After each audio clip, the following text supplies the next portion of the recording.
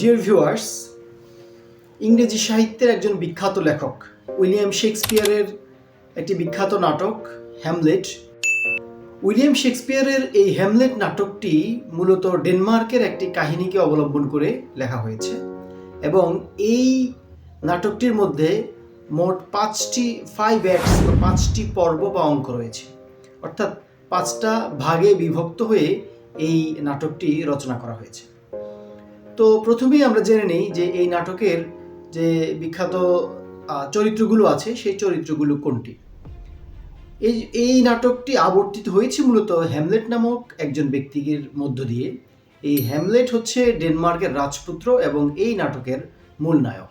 এরপর রয়েছে ক্লডিয়াস, যিনি ডেনমার্কের বর্তমান রাজা, অর্থাৎ এই নাটক চলমান অবস্থায় উনি ডেনমার্কের রাজা, এবং প্রাক্তন রাজার সে হচ্ছে ভাই। এই নাটকের যে মূল চরিত্র সেই মূল চরিত্র হ্যামলেটের চাচা, অর্থাৎ হ্যামলেটের বাবার ছোট ভাই।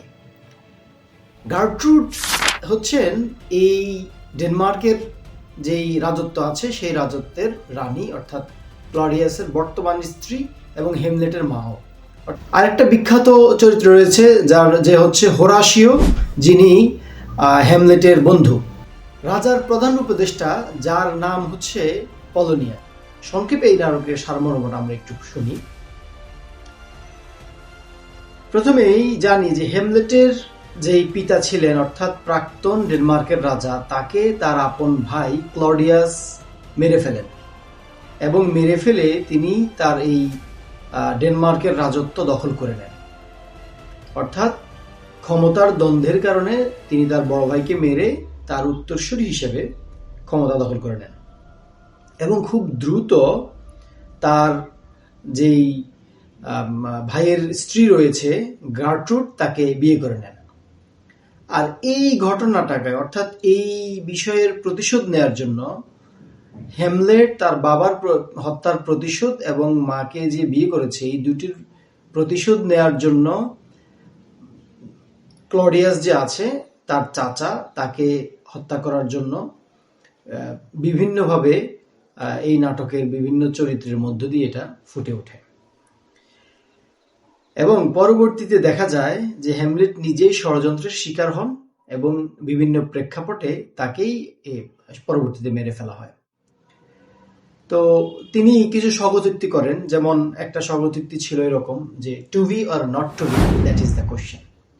এটি ছিল মূলত জীবন এবং মৃত্যুর পরবর্তী যে রহস্য, সেই রহস্যের একটা দার্শনিক মতবাদ পেশ করা।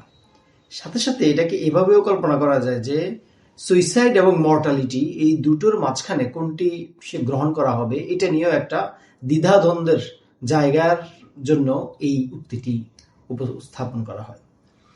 এবং মৃত্যুর পূর্বে হ্যামলেট তার শেষ ওয়ার্ড, দ্য লাস্ট ওয়ার্ড হিসেবে যেটি বলেছেন সেটা হচ্ছে দ্য রেস্ট ইজ সাইলেন্স। এটিও একটা বিখ্যাত উক্তি এই নাটকের। আর একটা বিখ্যাত উক্তি আছে যেমন brevity is the soul of wit. Hamlet তার মাকে উদ্দেশ্য করে একটা উক্তি করেন, সেটি হচ্ছে I must be cruel only to be kind. আরেকটা বিখ্যাত উক্তি এই নাটকের মধ্যে রয়েছে, সেটি হচ্ছে there is nothing good or bad but thinking makes it so. অর্থাৎ কোনো কিছুই ভালো খারাপ না, কিন্তু আমরা এটিকে ভালো অথবা খারাপ হিসেবে চিন্তা করি।